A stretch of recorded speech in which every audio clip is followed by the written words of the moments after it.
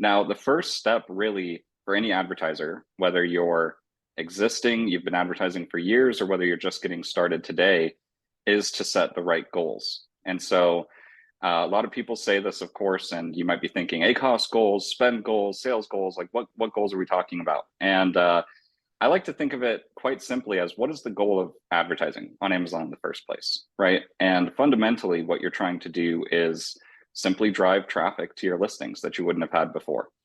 And the goal of the advertising with Amazon, specifically on sponsored ads, all of the search-based advertising, is to essentially identify all of the keywords that could be searched for your product.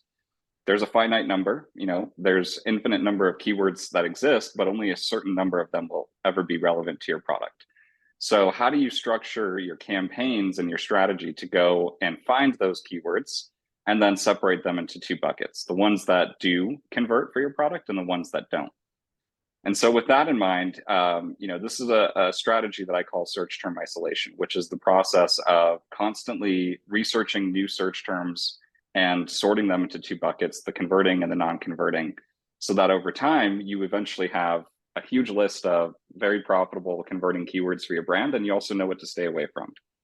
So understanding that basic goal that advertising on Amazon is simply a mean of driving traffic to your listings, and looking at it like there's this actual list of keywords that you can work your way down to, is the way that I approach advertising on Amazon. So that's the first, that's one of the things that you set as your I guess your steps for building your advertising plan.